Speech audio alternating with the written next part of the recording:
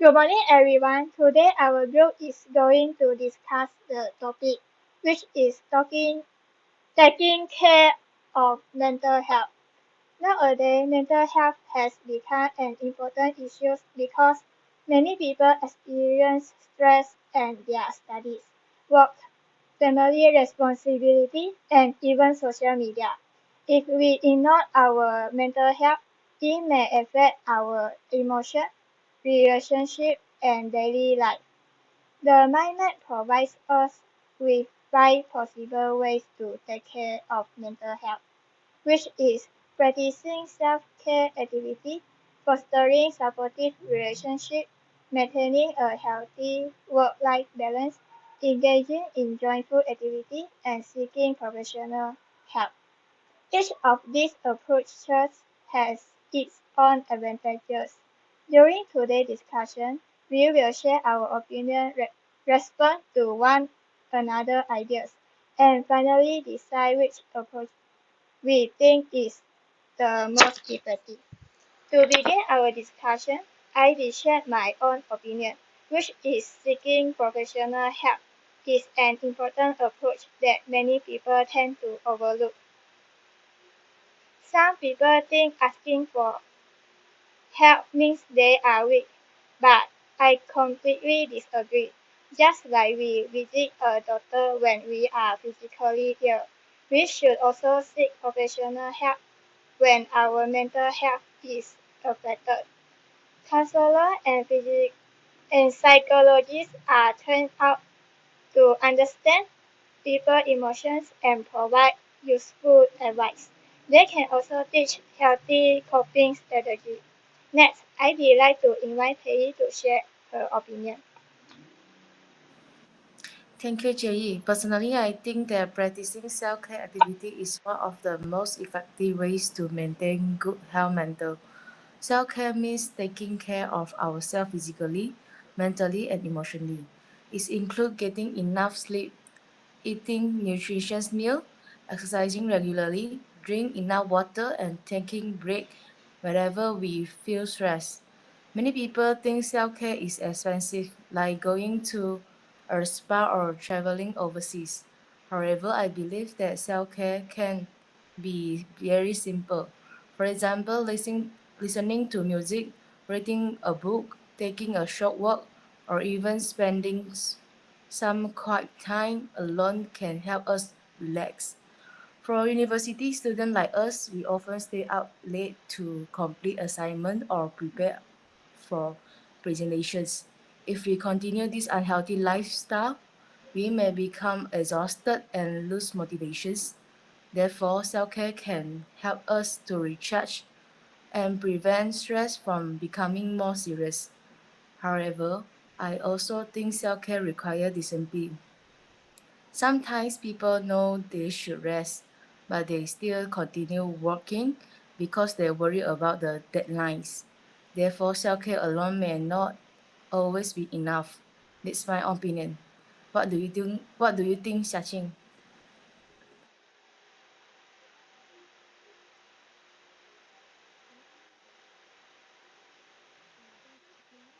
I agree that self-care is important, but personally, I believe that fostering supportive relationship is the most important way. When people experience stress, sadness, or disappointment, they usually need someone who is willing to listen to them. Sometimes we don't expect others to solve our problems, but we simply want someone who will understand our feeling. For example, many students will feel stressed during examination week, so it is important for them to talking with their close friend. This may help them to reduce anxiety because their friends can encourage them and remind them they are not facing this challenge alone. Supportive relationships also encourage them to develop healthy habits. If their friends enjoy exercising, they were more likely to join them. It is same with us. If our family remind us to eat on time or sleep earlier, we are more likely to take care ourselves. Besides emotional support, our friends can also provide practical supports. For instance, classmates can share notes, explain difficult topics, or study together before exam. These small actions can also reduce stress significantly. However, I understand that not everyone has supportive family members or close friends. In such situations, professional help may become necessary. That's all for me. I would like to hear Vinyan's opinion. Okay. Um, Thank you, Sachin. Personally, I think maintaining a work-life balance is the best way to protect our mental health. Nowadays, many students and employees spend too much time studying or working. As a result, they become tired, stressed, and emotionally. So, for example, some university students sleep only 4 or 5 hours every night because they are trying to finish their assignment. Adults they also manage to complete their work, they often lose concentration and become less productive the next day. Therefore, I believe people should manage their time wisely by balance work, study, families, hobby, and rest. Maintaining a healthy work lifestyle. To maintain a healthy work-life balance, can also prevent the burnout. When people constantly work without taking break, they may lose interest in their responsibility and fail emotionally. I also agree with Sachi that supportive relationships are important because our family and friends often remind us to take break when we become too busy. In my opinion, these two approach actually completely or complement each other lah. So now I would like to listen. I would like to invite the Chinese to share her opinion. Okay, thank you, Wenyan. And from my point of view, I think engaging in joyful activities help people reduce stress. Everyone has different hobbies. Some enjoy listening to music, others enjoy painting, traveling, gardening, cooking, or playing sports. This activity allows people to take a break from their daily responsibilities and focus on something they enjoy. When we participate in our favorite hobbies, our minds become more relaxed and we can temporarily forget our worries and problems. As a result, our stress level decrease and we feel happier and more refreshed. Then, for example, after completing my assignment, I like listening to music because it helps me relax and improve my mood. Sometimes I also feel more motivated and energetic after listening to my favorite songs. Although hobbies may not solve every problem, they help us recharge emotionally and maintain a more positive mindset. Then that's all from me. Thank you, everyone. I think all of us have present meaningful ideas. Now, I'd like to ask everyone a question. If you could recommend only one approach to university students, which one would you choose and why? For me, seeking professional help is an important way to maintain good mental health because trained professionals can provide guidance, support, and effective treatment for mental health challenges. Students who are feeling stressed, anxious, or overwhelmed can talk to a university counselor to discuss their concern in a safe and confidential environment. If symptoms become more serious and persist for a long time, it is advisable to visit a psychologist to proper assessment and treatment. Attending counseling sessions can help individuals develop healthy coping strategies, manage their emotions, and improve their overall well-being. In addition, joining mental health support groups allows people to share their experience with others who face similar challenges, helping them feel less alone. During times of crisis, individuals should contact a mental health helpline for immediate emotional support and guidance. Most importantly, seeking help early can prevent mental health problems from becoming more severe and improve the chance of recovery. Pei, what is your point? Sure, I would like to still choose self-care because prevention is always better than treatment. If students sleep well, eat healthy food, and exercising regularly, they are less likely to experience several stress. Healthy habits create a strong foundation for both physical and mental health.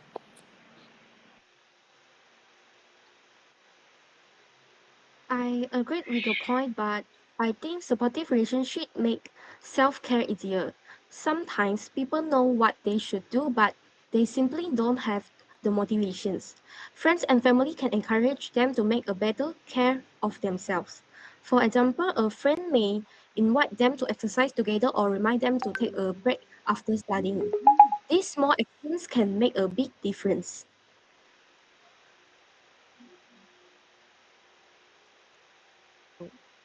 I agree with both of you. Actually, I think self-care and supportive relationship should work together. Even if we have supportive friends, we still need to take responsibility for our own health. So like practicing self-care become easily when we have people encourage us. Yeah. Okay, then I would like to add something. Sometimes people hide their emotion because they don't want to burden others. Even if they have supportive family members, they may choose not to share their problems. Therefore, professional counseling becomes very important because counselors know how to help people express their emotion in healthy ways.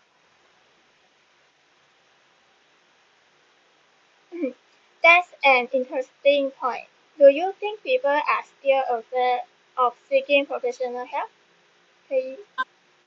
Yes, definitely. Some people worry that others will judge them if they visit a counselor. Because of this misunderstanding, they continue struggling alone. I think society should change this mindset because asking for help actually shows courage.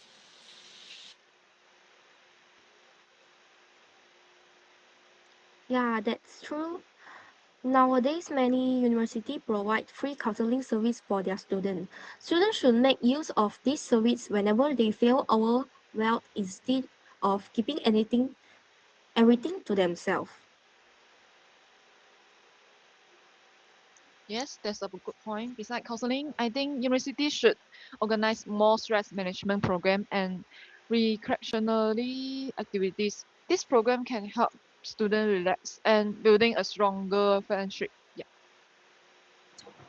Yes, I also think lecturers play an important role. If lecturers communicate clearly and provide reasonable guidelines, students may experience less stress.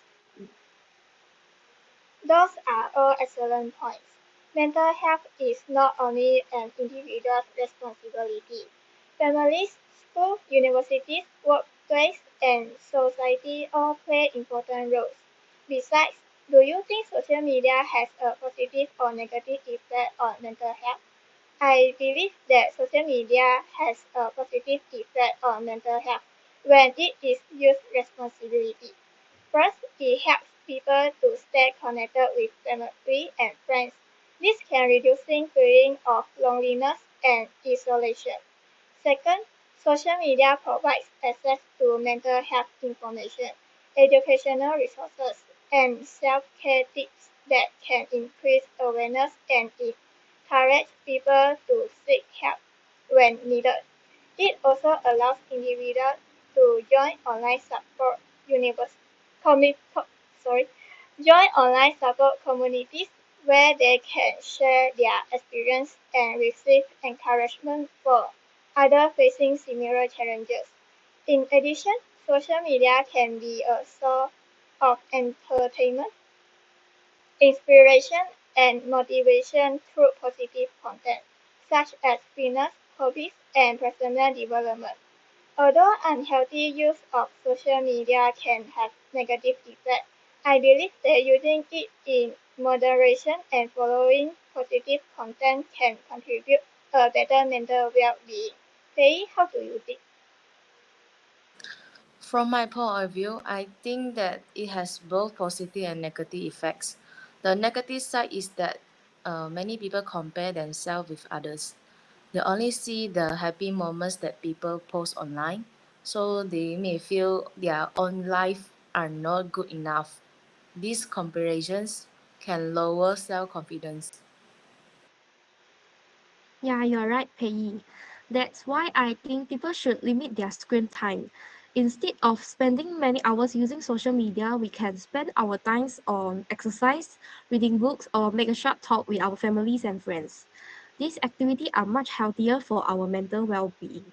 How do you think, Wingen? I understand your point. However, I don't think social media is completely bad. Many organizations use social media to spread awareness about mental health and encourage the people to seek professionally help. So therefore, it depends on how we use it. Yeah. Exactly, everything should be done in moderation. If we use social media wisely, it can become a useful source of information instead of a source of stress. That's true. Besides social media, what other challenges do students face today? I think it's career uncertainty. Many students worry about whether they will be able to find a stable job, whether their qualifications and skills are enough, or whether they will choose a right career path.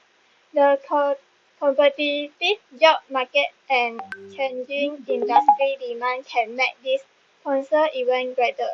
For example, I will feel worried about finding a job after graduation because my isn't very strong and I'm afraid I won't be able to communicate well and adapt to the workplace. Pei, what is your point? I think that academic pressure is one of the biggest challenges. Students have assignment, presentations, quizzes, and examinations almost every week. Sometimes they also have part-time job. Managing everything can be very stressful. What do you think, Shashi?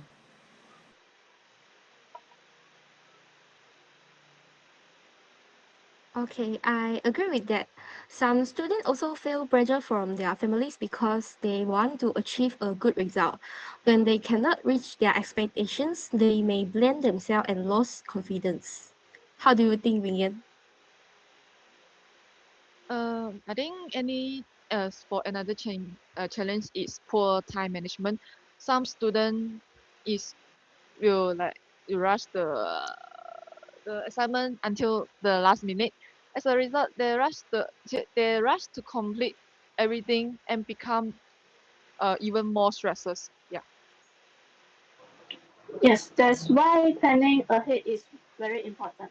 Using a study schedule or a daily planner can help students organize their time better and reduce unnecessary stress. After listening to everyone's opinions, it seems that every approach is useful. However, we still need to decide which approach is the most effective. Pei, what do you think? In my opinion, I think that supportive relationship should be our final choice because emotional support encourages people to practice self-care and seek help for whenever necessary. What do you think, Jashin? Yeah, I agree with you. Supportive relationship reduce loneliness and help people feel understood. When we know someone is always there for us, we become stronger emotionally. How do you think, Vivian? I agree with as well. So supportive people also remind us to maintain a healthy work-life balance and spend time doing the activity that we enjoy. Yes, I also agree that friends and family are often the first people to notice changes in someone's behavior. They can encourage that person to seek professional help before the situation becomes more serious. And that's all. Thank you everyone for your valuable opinions. To conclude, mental health is something that we should all prioritize because it affects every aspect of our life. Well, our group believes that fostering supportive relationships is the most effective approach. This is because supportive relationships provide emotional encouragement, reduce loneliness, promote healthy habits, and encourage people to seek professional help wherever necessary. Thank you, everyone.